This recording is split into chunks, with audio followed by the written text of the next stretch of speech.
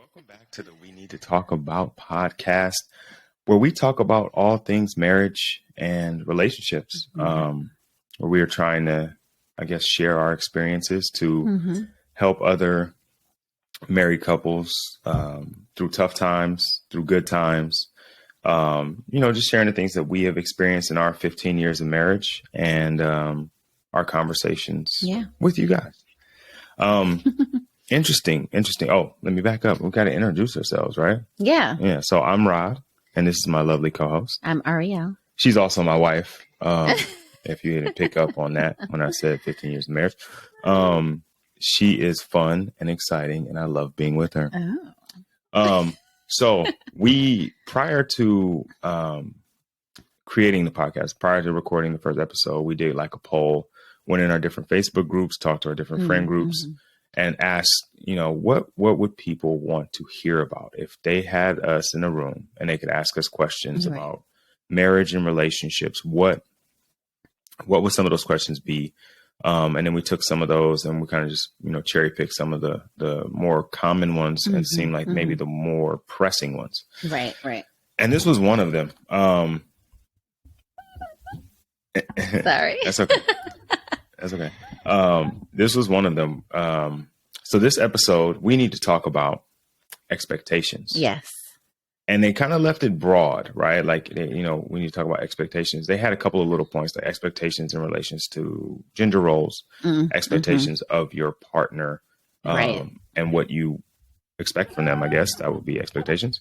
And then, maybe some other things that we may come across as we talk about it. But those are the two like bigger ones, is because it was a question asked two different times: expectations as far as gender roles, expectations of your partner.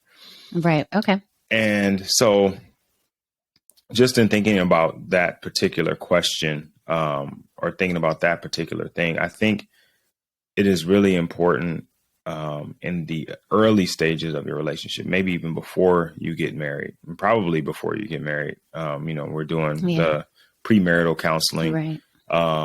Or just having the conversation. We get engaged, we decide we're going to get married.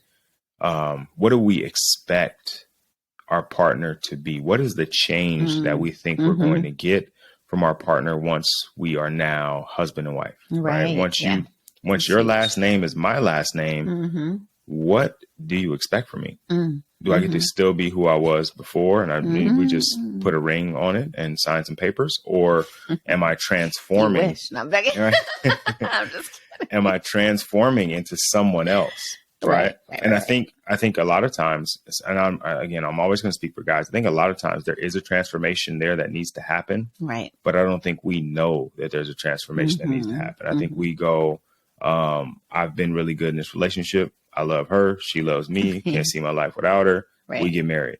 And I'm just going to continue being who I was before. The reality is, though, is once you get married, and it maybe has nothing to do with marriage. It may even be just time in the marriage. Right. Or in the relationship. Sorry. Time in the relationship. You naturally change, right? Like just time in the relationship forces you to be a little bit different. Yeah. And then you're older, so you just naturally mature and have different differences. Yeah. And your partner may be expecting you to be someone who you're not. And I think what happens from time to time is like people have these expectations. Of course, yeah. And those expectations lead to problems if there's no conversation. Yeah. So with that being said, that being the topic of conversation, what do you, my lady, have to say about expectations? Oh, there's so much. I think if we're sticking to the two areas of expectations that you kind of mentioned, I would say, for the first part, in terms of like gender roles and, what, each gender may expect, I think, of their partner. A lot of times that comes, right, if we go back to our own upbringings, if we go back to just our personal beliefs, maybe religious or cultural beliefs, like all that plays a role in it. Something else that plays a role is just who were your models, right? What kind of relationships were modeled for you? So I think the hard part is that you have your own set of all of that I just named. I have my own set of all of those things, right? And so that will happen, right? Your partner may have different experiences than you and different values and opinions than you in terms of expectations when you get married. So the reality is it's very, I was going to say unlikely, but not unlikely, but it's a small chance that you have had the same life experiences, the same models, the same cultural and religious and all that, those kinds of things and beliefs about what should happen once you're married. So more than likely you are going to be with someone and they are going to have some level of expectation of you in terms of your gender role and just in terms of when we get married. This is what I expect marriage to look like and what I think marriage should be. So I think it's natural for there to be expectations. And I think it's, reasonable to assume those expectations will differ. And so then what's important is doing what you mentioned earlier is communicating about those things and looking at what type of marriage do you want to have together? How can you look at bringing those two things together and molding and shaping versus it being like your way or my way or something like that, right? And that takes a lot of maturity and compromise and all of that. And I don't think that happens when you first are married. Like you say, you're just like really excited to get married, all that. A lot of times it's not the conversation. So we're hoping that people can start having more of those conversations, right? So I guess I kind of talked about like a fix to the problem before I talked about the issue. But the reality is, so let me just kind of, I guess, share like my experience. Is that more of what you were asking me? Sure. But before you do, we'll come back. Let's come back to that. Because I kind of went off on a tangent. No, you didn't. You kind of went wide, right? Let's go deep a little bit. So I think one of the biggest issues or one of the biggest problems you can have in a relationship, or one of the kind of larger rifts you can cause in your relationship, is to have expectations without conversation. Okay, yeah. Right. And sure. I think we both agree on that, right? Yeah. Like I think even in all things, and not your relationship, just in any interaction with another person, if you have an expectation of that person, you are automatically setting a standard in your head for who they should be. Yeah. And to require someone at any given moment to be all of what you think they should be is a problem. Right. Because it just may be a bad day for them. Like they may not be doing well that day. And for you to expect them to be 100% because that's who you see them as is difficult. Yeah. Or for you to expect someone to fully be everything. Right. In general. And that might be a growth area for them. Right. Right. Or an area they may not even know that they have an issue with. So, right. Yeah. Yeah. So like when we take that back into our marriage, right? And we take that back into our relationship, even though I know how dynamic and amazing and awesome you can be, I have to leave a percentage of grace for you to have an off day. For me to expect you to check every single box every single day, every single time is unfair. And immediately once I know that it's not possible for you to check every single box, then I have to start thinking about myself. Am I checking every single box? Because I'm not living up to a potential expectation. Like if you're expecting me to be 100%, and now because I'm thinking about it about myself, then I can give you more grace on your side. Right. And that's kind of what I try to do more often than not, is just to understand, like, sometimes I just with my athletes is like, sometimes you're not going to be able to give me 100%. Right. This is just the reality. Like I can't ask you to give me 100% every single rep. It's not humanly possible. If you gave me 100% last rep, you can barely give me, you're not gonna be able to give me 100% this rep. But what I'm asking for is that even at your 70, I need 100% of your 70. Right. Because we've committed in this particular session, in this workout session, talking about an athlete, we've committed in this workout session to, I'm going to give my best to you to help you be better. you're going to give your best to me in order for you to be better. Mm-hmm. At times, I know it's going to be up and down, right? Yeah. That's the way it's programmed. I wrote it out that way. I need the 6th rep to be excruciatingly hard, right? In order for you to get better. And so I know by the time you get to that rep, you're going to be at like 50%. So I know what I'm looking for, but I know the difference between 50% and 30%. Like I know when you're pushing yourself and when you're giving up. Right. And so I have an expectation of reality. Right. Of course. And I think a lot of times in relationships, we don't have expectations of reality. Right. We're expecting our partner to do, we're expecting our dudes, guys, listen to me. Listen to me. Speak to them. You're expecting your wife to go and work a full-time job. Some of you, not all of you, some of you, you're expecting her to work a full-time job. Then when she gets home from her full-time job to pick up another full-time job, which is the kids, the house, the dinner, all the things that go into the home.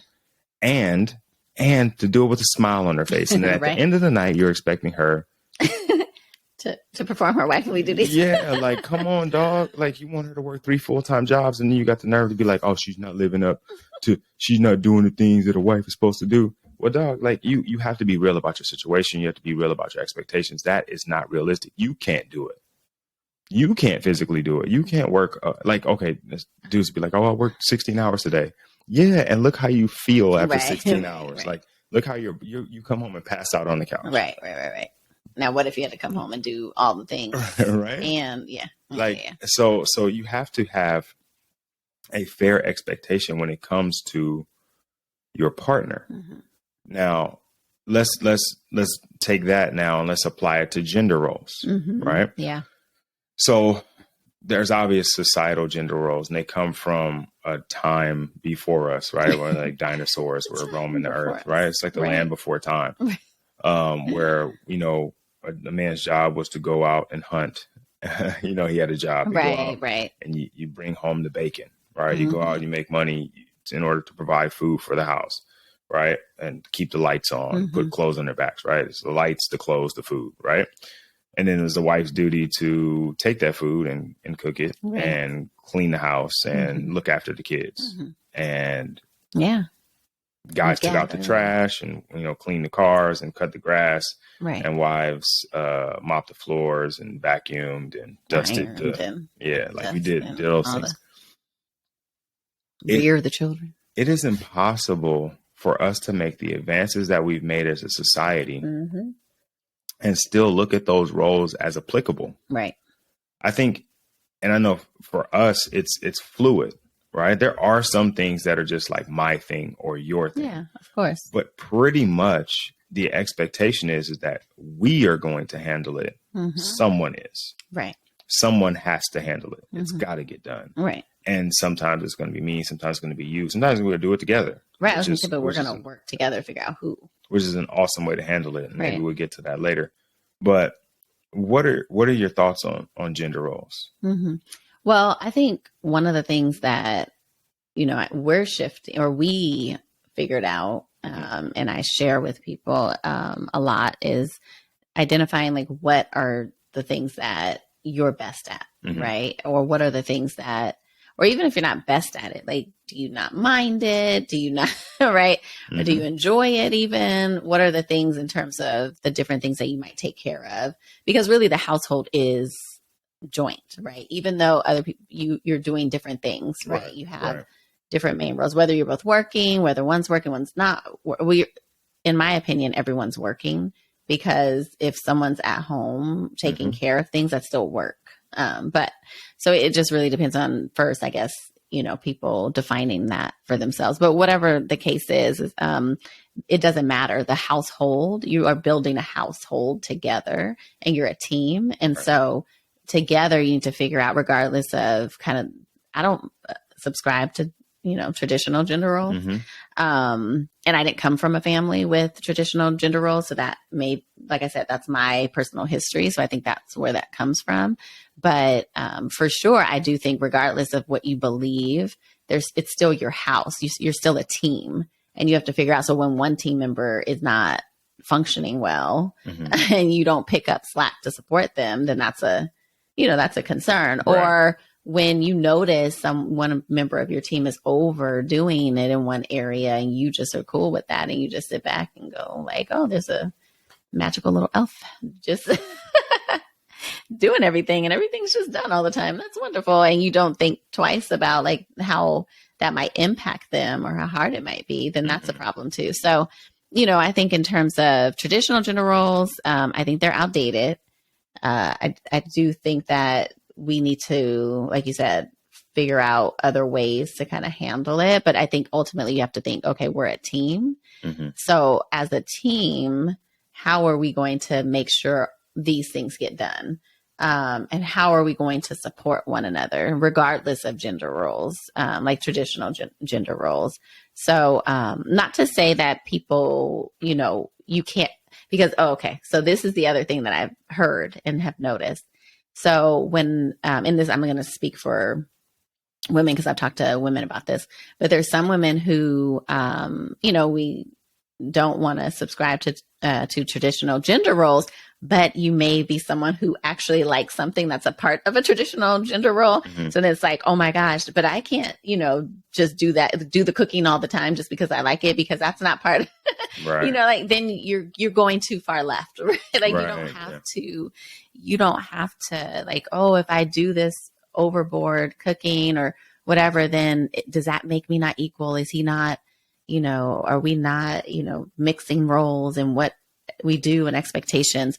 I think we just overthink it. And I think really it could just be something where figure out what are the things that you are able to do or capable to do, enjoy doing, whatever the case is.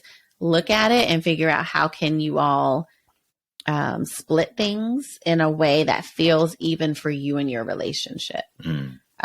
And then even when you split it, what can you do to support your partner when they have whatever going on or they need a break from, mm-hmm. Their traditional kind of thing that they're doing right. in that relationship, right? So how can you help support? Because you're still a team. Right. If it suffers, then you're suffering too. So it's kind of like if you were always like to, I don't know, mow the lawn or whatever. Mm-hmm. I'm probably not going to mow the lawn or figure it out. But if I just don't want to or no, but I might pay a gardener.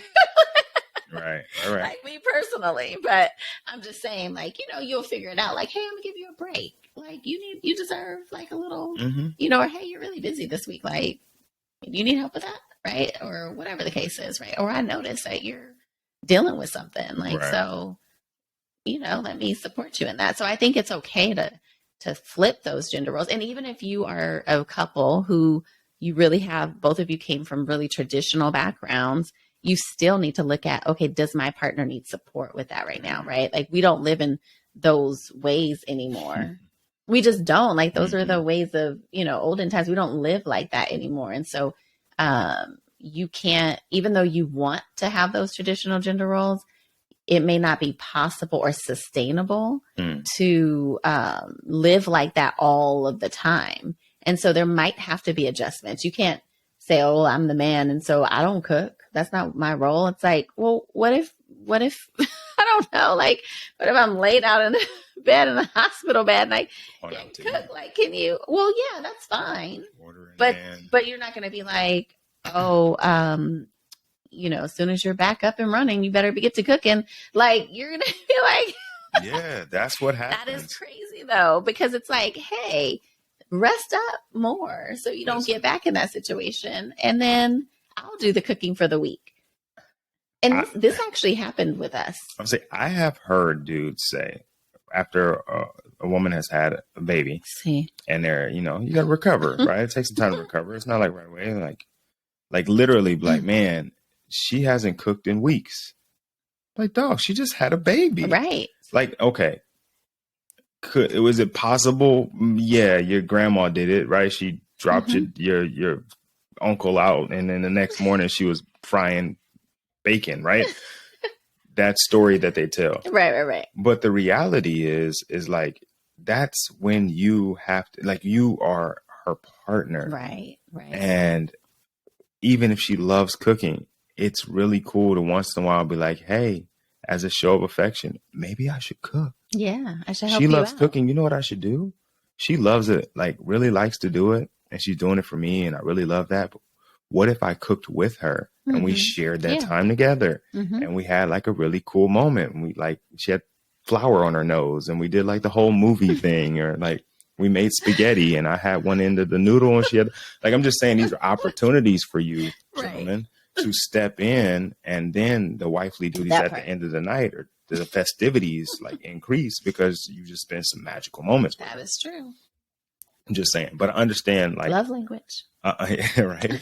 I understand I understand the gender roles because it is something that is traditional. But what I always think about is like, before you guys got married, at some point you were living by yourself, or maybe with roommates, whatever, but you weren't living with her and she was living by herself, or maybe with roommates or whatever.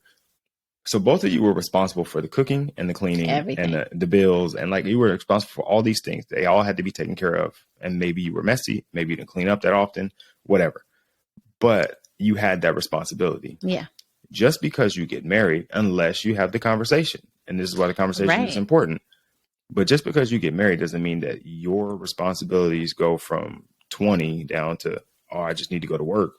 Like, that's not realistic. Right. Like it. You wouldn't want that at your job, for them to be like, all right, well, you got to keep doing all this, but your coworker is just going to only do half the day now because we hired you. Right.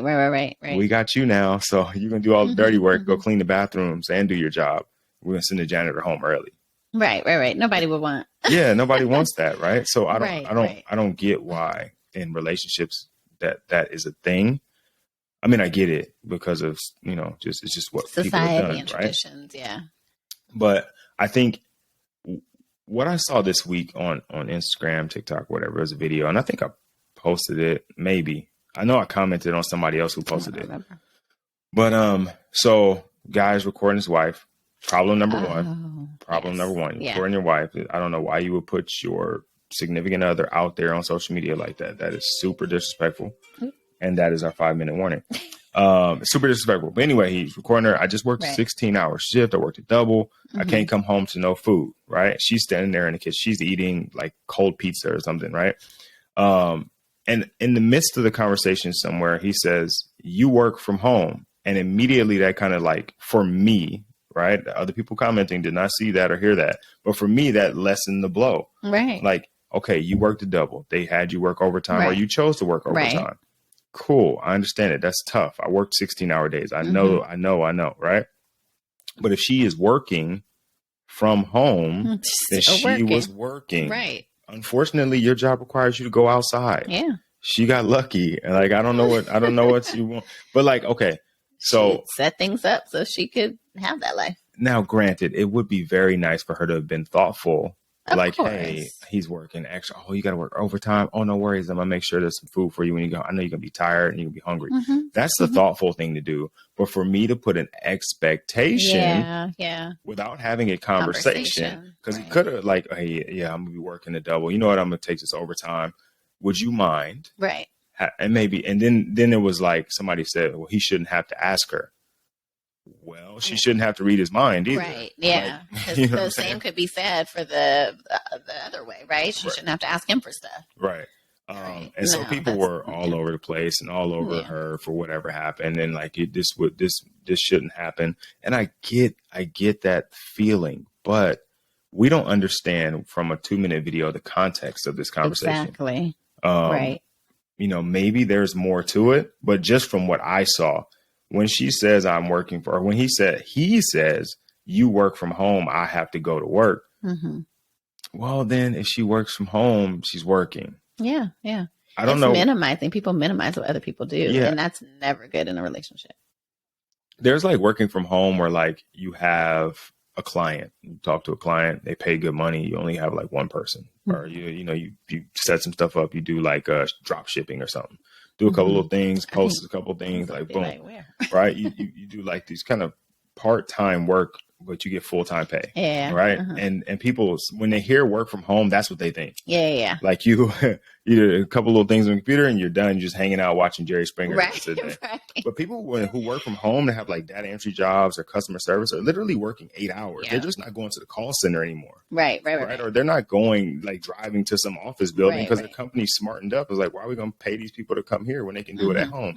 So they're still working a full 8 hours. Like, they don't just have free time to be hanging out and watching TV. They're actually working the same work they would do if they went to the job. Yeah. So would it be better if she were at work instead? Like, would he have felt the same way? Like, oh, she came home. Like if she left the house. You know what I mean? Right. Like, so I think we have to understand that dynamic, because that's going to be a big thing. You know, that's going to be even bigger because more and more people are working from home. Yeah. And like you said, when you're at home and not at a physical space, people devalue that. Yeah.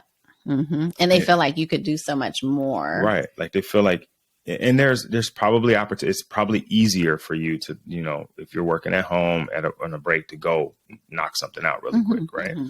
Than it is if I work, you know, I'm working at a factory. I'm not gonna be able to come home real quick and throw some dishes in the sink. You know what I mean? I'm not gonna be able to do that kind of stuff.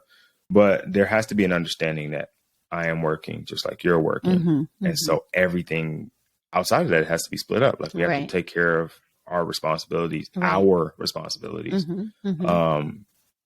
as a team. Yeah, really. I mean, that's really the case, because, oh man, I'm just thinking about when we were all in the pandemic together. Most people, not most, but a lot of people had to work from home. Some people went out to work still, like our essential workers, but the other people were working from home. And the thing people don't realize, when you work from home, you're always working. Or when you're an entrepreneur or just whatever, you're working like nonstop, or work is always on your mind. And sometimes taking breaks to do those things, it interrupts your flow, your workflow, or you just, you know, it's just not realistic. Like you said, you could, because my mom works from home and she works at a call center. She can't take those headphones off. It doesn't matter if she's in the office or, you know, at home. If she misses a call, they know. Yeah. They know you're in trouble. Like you can't, right? So it just, I mean, obviously it depends on what you have, but, and I remember working from home and I was like on Zoom, like nonstop. Like I can go like, I'm going to cook some dinner while I'm chatting on Zoom with people. That's not reality. That was not happening. Right. And so I think, and then you're checking emails later and all that. Of course, obviously you need to set boundaries with work if you're working from home, but the reality is because you are working from home, you actually end up working more, or you're thinking constantly about like new ideas and work and checking this and checking that and fixing this and fixing that. So I think it's a different type of work too. Like different people, you know, have different types of work, but, either way, I think valuing what the other person does is important. And then figuring out, not based on gender roles, what someone needs to do in the home, but based on what works for your family and for you all at different periods of time is going to be important. Right. Because your lifestyle may change. And when I reference like what happened with us, that I thought was really interesting and awesome was when I first had Reagan. So right before I had Reagan, I used to cook more, and, you know, just like cook and clean a little bit more, not crazy amount more. I think we had like a pretty even amount of doing all of it, but I think I just cooked a little bit more than you cooked. And then, I mean, I was working nights. No, I wasn't. Oh, yes, I was. I was working. Maybe that's why, because I was going to starve otherwise. Yeah. Right. Like because prior to me going to Florida and doing the Mets thing, I was working day and night. Oh, yeah. Yeah. I think so. And then, so you had to fend for yourself. So you definitely were cooking more. Yeah. And then when I came home, you were gracious enough to have a plate left for me. Which this young lady should have done, apparently. But she didn't. She wouldn't have got dragged all over. Right? Yes, but I didn't have kids. Now, if I had kids, and you know, got like the leftover chicken nuggets and fries or something, I'd have been like, "Look, this is the kind of day we had." Because the day after, even if she worked, and then you could have a rough day with kids and planning and doing everything after your second job, basically. And we don't know, right? Like what happened. We don't even know if something was going on with her emotionally or just whatever. Right. So I think that's, important for people to realize, but You were but saying anyway, you cook more. yes. Okay. So I cooked a little bit more, and I don't like cooking at all. I dislike cooking. I try to cook the least amount as possible now in my adult life. No. Which is something I didn't honestly, I don't think I knew. And not like matters, right? Like, because I don't mind cooking and I like cooking sometimes. But I don't think we ever had that conversation where We you're didn't. like, I don't like cooking. Right. It was just like, we're going to share cooking. We're cooking. I'll cook sometimes. You cook sometimes. Like, what do you want to make? Oh, I'll make this. We'll make that. And like, obviously, when we're first married, we don't have kids. We had all kinds of freedom. We both are. We're like, I worked at a school. You worked at a school. We're done at like 2:00. We got the whole day ahead of us. Like, you know what I mean? Right. None of that mattered, right? Right. And then we get a family, or we get closer to having a family. Right. And we're living, like really living an adult life. And working more. Yeah. So then you start cooking more. Yeah, like actually making real meals, not like, because we were, I mean, the other context in this, right, is like we were really young too when we were married. So, so basically I wasn't like cooking huge meals, and I didn't enjoy it. I mean, maybe a little bit. Like I enjoy cooking together, but I didn't enjoy, in general, I just didn't enjoy cooking, whatever. So it is what it is. So I would cook, but it wasn't like, yay, I get to cook. I wasn't super excited. Ooh, I'm so happy. Like some people are excited. Like you tasted my meal and I'm so excited that you really enjoyed that. And that gives them joy to see you have joy in eating something, right? I get joy in eating something that someone else cooked. So, but the reality is that, so that happened. And then, and I think over time, and we had our own little, like when we were younger, right, trying to figure out the different things, who's going to do what.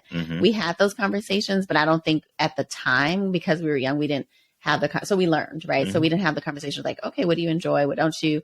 What do you want to do? Like, I like cleaning. Like, I like cleaning bathrooms, which is weird. Like, who likes cleaning bathrooms? And you don't like cleaning bathrooms, right? So I'm going to do that, right? You like ironing, or you ironed more than I did.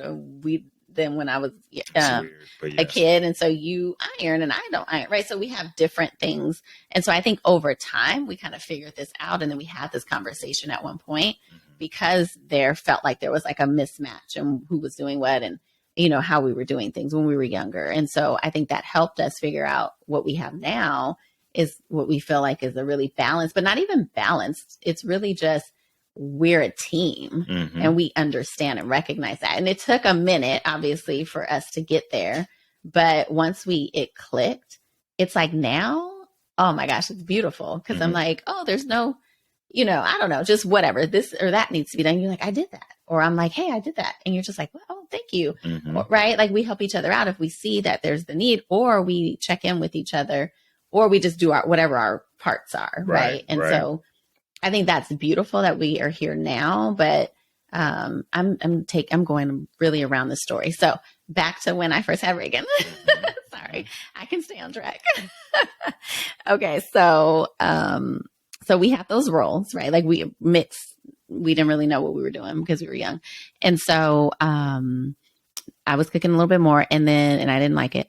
And then there was a point where I had Reagan, and I remember just being tired, like for whatever reason. I wasn't one of those women who like bounced up, had a baby, and was, strapped into my back and was ready to go in life. I was working too, full time, so it was rough. And then eventually I worked part time, and obviously that helped. But I remember one of the things that I thought was so amazing, and I think a huge turning point, was when you picked up the slack of cooking, and to the point where I was like, oh, these are good. Like we got those little home kit meals and like whatever, or you would just get really excited about, I don't think Pinterest was there, but maybe it was Pinterest, but I don't know. But you would look up recipes and get really excited, and then you start cooking more. And I was like, oh my gosh, this is wonderful. Like, please do this more. Thank you. And then we were able to kind of have the conversation and adjust, right? Based on our life adjusted. We had kids, and I was like intense focused on, kids and like making sure, I was, everything. Like I literally felt like that was, if I gave just as much time at work, I would come home and not sit down. I'm there with my babies and did everything with them and everything for them and got them into things and just whatever. And so that was like, I was working a double shift really, because like I was full-time at work, but full-time mom too. And so for me, it was like cooking. I felt like not even just cooking, but just certain things adding to my plate. Like I didn't want to give my attention there because I wanted to intensely focus on like growing and being a mom and taking care of my kids in the way that I wanted to and other things. And so for me, like traditional household duties, trying to do all of that also on my own, it would take away from my being able to really give. First of all, I didn't like it. But second of all, give that time and attention to my child. And so it was great that you were like, hey, we're going to do this together. Even helping with, obviously you're an amazing dad. And I don't know if anyone's listened to his other podcast, but he is like 100% like full-time dad. Like there's dads that I know who are like, never change a diaper, never, take their kids places, never just whatever. Like he is equal doing like everything with me. And so as much as you can, obviously, with our different time and schedules or whatever, but that it was unheard of too. So not only did you help with the household stuff, you also helped with the kids to the extent that I felt like, oh, we are really a team. Like this is amazing. And so I think you don't understand what that feels like until you have it. Someone who's like fully in partnership and team with you. Right. And it's amazing. And so I do, think it's important to kind of, like I said, drop gender roles and really look at what do we need? How can we be a team? Yeah. Yeah. That's a very long answer to your question. Yeah. But I think you hit everything, right? And so to try to, tie this all up and put a bow on it or put a button on it or whatever they say. A couple of things that I got from what you said. You said that we should be a team, right? Right. And fellas, me and you, don't look at her, look at me, right? She can't help you. I can help you. I can't. Look. Because, what made you do that? So listen, when you think of team, okay, don't think about whatever your favorite sport is, right? It's America. Football is American. Like baseball is the great American pastime, right? But let's use baseball. In baseball, if we're talking about a team, everyone has a position. Mm-hmm. The pitcher is never going to be the catcher, right? The first baseman doesn't come out and pitch unless you run out of pitchers. You might have a first baseman come, like, the out right field, left. Like they don't switch roles. That they come onto the team and that's what they pay them to play, and that's what they play, right? Mm-hmm. With some exceptions. Your marriage is not that kind of team. Yeah. It's not that kind of team. I know that's your favorite sport. I know you love the Dodgers or the Yankees or whoever you like, right? But that's not it, right? So when she says team, that's not what she's talking about, right? She's talking about like in this sense of team, everybody can play every position. Mm-hmm. Everybody is a 5-tool athlete. Like right. Everybody can pitch, everybody can catch, everybody can, you know what I mean? Like any given person on the team can play any given position. When she says team, just imagine you got a team of, you got 5 Magic Johnsons, right? Like who literally can play every spot on the court, right? You and her are on the same team and you have to play every spot. You may be better as a point guard.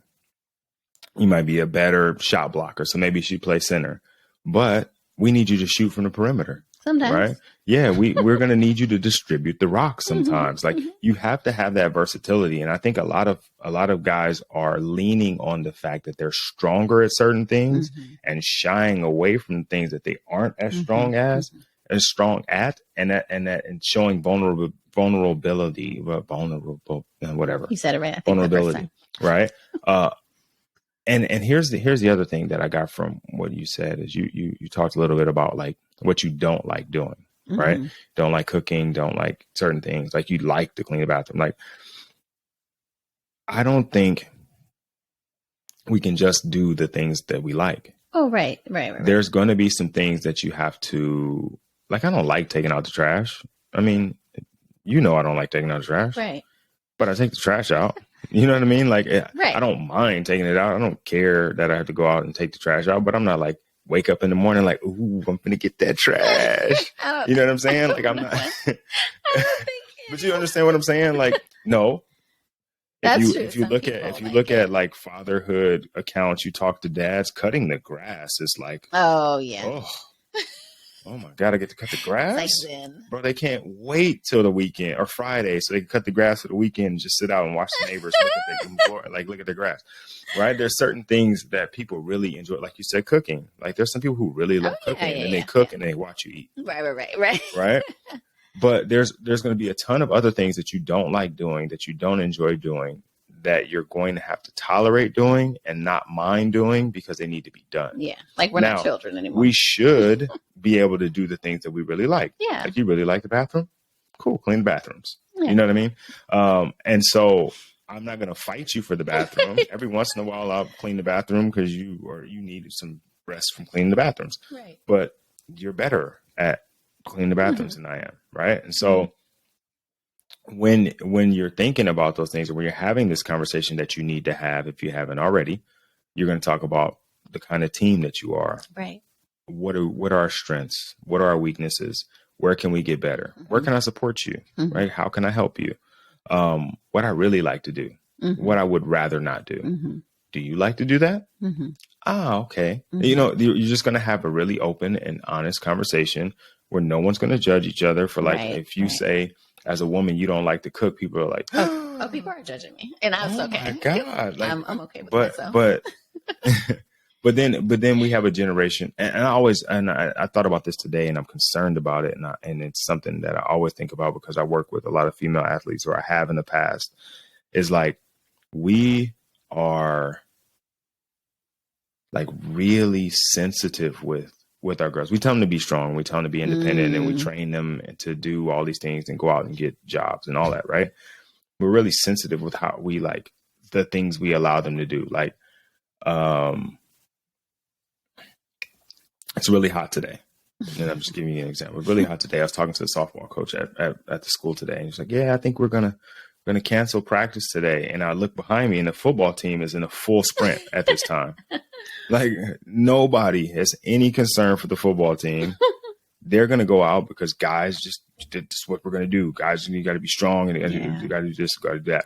And they're like, oh, we got to protect the girls because I don't know what's going to happen. Like we're genetically, other than, you know, reproductive organs are the same people. They should, if they can run, they can run. Like it doesn't make any sense. Or if they need a break, they need a break. Right. Like it's the same thing. And so these gender roles are really confusing for me, right? Because we can take a marriage and say, this is what women should do. And then at the same time, we'll have daughters and go, well, you're going to be independent. Yeah. Yeah. Like that's confusing. What that doesn't make sense. In your household, your wife has to cook, clean, and take care of the house. But you're telling your daughter that she's not going to need a man because she's going to go out and get a job and own a business and be the president. Right. You're sending your kids. And you're not telling them you're actually going to be in someone's house, right? And be their everything. This is my fatherhood podcast coming out right now. Is why I'm talking like this, is because I just don't understand. Like we raise our daughters and love our sons. It's probably the easiest way to say it. We're like really like hard on our daughters because we know the world's not going to be nice to them. And so like, you know, we know guys suck and guys aren't going to treat them well. And so we're going to teach them how to go out in the world and fend for themselves. And then our sons, we're like babying them and like not babying them in the sense of like, we're telling them to be tough and you can't cry and all that. We're emotionally castrating them, but at the same time, we're like, oh, you know, it's okay. We're kind of pulling them in close to us and not teaching them anything that they need to know so they can go fend for themselves other than to fight and play sports and you know what I mean? And work. Make money. Right. But also teaching your son how to like clean house. Yeah. Or teaching your daughter how to jump a car. Like I made the girls watch me put the cables on and they had to tell me what color was what. And like, are they going to need to jump a car? I don't know, but I don't need them on the side of the road asking some crazy driver dude, like who's going to, you know what I'm saying? Like there's things that we have to start doing. And I'm way off topic now, right? Because we should be talking about us and I'm talking about fatherhood stuff. So I'm going to stop. I get it though. It makes sense roles, because like how you're treating your wife maybe differently than you might treat your daughter if you have a daughter. Right. But you're Or if you can imagine, see there, it's like, stop talking. Yeah, we're at 45 minutes. So we are going to wrap up, but I just wanted to, I don't know where that came from. I know where it came from, but I'm gonna leave it. So I think we're in agreement. Gender roles are more problematic than they are worth. Right. I think it comes from a different time, a different form of the Matrix. It's a different version, right, that maybe worked back then, right, or didn't. Because if you, in a lot of cases, you talk to your grandma, she wasn't like the happiest. She had to do all that stuff, and some of them are. I'm not gonna say all of them, but like my grandma was like always really independent. Always was like, all of my, all of them were working and building businesses and creating and doing these things, and they had 8 or 7 kids, and they were still doing these different things, and so. I think we have to kind of let that go as we progress as a population, as we progress as a country. There are some things that are specific to just typical, like the type of human you are. Right. But outside of that, I think everybody has the ability to do a variety of different things and should not, necessarily be put into a box. Ultimately, though, whatever works in your relationship is what works in your relationship. Right. But you can't find that out unless you talk. Yeah, you have to communicate about it. Just really quick before we wrap up, a couple things. We might have to make this a second podcast because there are certain like marriage expectations that I think we could have a whole separate podcast about that is opposite of just like the gender roles. And that's just like, like you said, are you still going out? Are you still hanging out? Do you have separate friends? Can you do stuff independently? Are you did you expect that they would give up all their friends and only ever talk to you ever again in their life, right? Like there's those things too. And so I think maybe we can do some like general expectations because there's differences in how people feel about all of that. Do you drop your old single friends and only can have, there's a lot there with like, what do you expect? But ultimately kind of going back to what you said that I think helps is have the conversations, but also figure out for yourself like what are the things that you're wanting or needing, and then be able to not only communicate it but maybe even understand like where is that coming from for you, right? So I think that's important. But darn, you said something else that I wanted to make a comment on. Oh, not assuming that someone's going to do or be a certain way. That's super important. And not assuming that someone can read your mind. That's what it was. Right. Because I think that happens a lot just in general. People assume like you're going to read my mind and just do those things for me. And so I think the communicating is important, and then not assuming someone's going to read your mind, and then actually asking for what you need also, and not being afraid to do that is important. Right. All right, let's do this. Let's commit to finishing this conversation. Let's commit to talking a bit more about expectations, but in the regard of what you expect from your partner, not gender roles, but like what you expect your wife to be, what you expect your husband to be. Who do you want that person to be? And maybe does that line up with who they are right now? Because I think people are really only small variations from who they are when you meet them, right? It takes a long time for major change. Like it doesn't happen overnight. And so if the person that you're dating, considering marrying and engaged to is not this person that you in your mind have as your husband or wife, right? Don't assume that they're just going to magically change because they got a title, right? You have to be a husband first, then you get married. And that's something that I'm going to be talking about a little bit more in another, genre. But you have to, and you have to be a wife first before you get married. It's not. It doesn't happen when you say I do. Right. It happens before, and there's work to be done, and there's work to be done after you say it. But we need to wrap up. Yes. And we have 2 alarms go off and we're over time. So I did not expect this to be the quickest episode. Ari expected it to only go 25 to 30 minutes. So we missed on our expectations, but we are happy with what came from this. Yes. It was a conversation that needed to be had. We needed to talk about expectations and gender roles more specifically. On our next episode, we'll go a little bit deeper into expectations of your partner. Thank you again, always, for joining us. We really appreciate you guys that have been rocking with us. We're just getting started. We're just filling this thing out, but it feels good. And then the responses from the crowd seem like you guys like it as well. So I'm excited about that. If you guys aren't already following us on social media, you can follow us on Instagram at We Need to Talk Cast, at We Need to Talk Cast. I was going to say .com. I don't know why. But at We Need to Talk Cast. We're on TikTok too, but I haven't really done anything with it. I just secured the name and haven't really done anything. So I'm going to get on that a little bit more. And on YouTube, by the way, if you want, if you're listening to this and you haven't seen us, then you can get on YouTube, and we are at We Need to Talk Cast is the channel. You can find me personally at 4Fit Fatherhood, the number 4Fit Fatherhood on pretty much everything, Instagram, Twitter, TikTok. I don't really do anything on TikTok. I got to get into TikTok. Like I'll get on TikTok for inspiration, right? Because it's always like a little bit ahead of Instagram. But I don't really post anything. And so I gotta do a little better on that. But if you want to find Ari, at Your Happy Living Solutions, all one word, on Instagram. She don't really fool with nothing else. And she barely fool with right. So I'm trying, y'all. So that's where you can find us. We appreciate you guys joining us. And we will see you guys or talk to you guys next week. Expectations of your partner. Yes, part 2.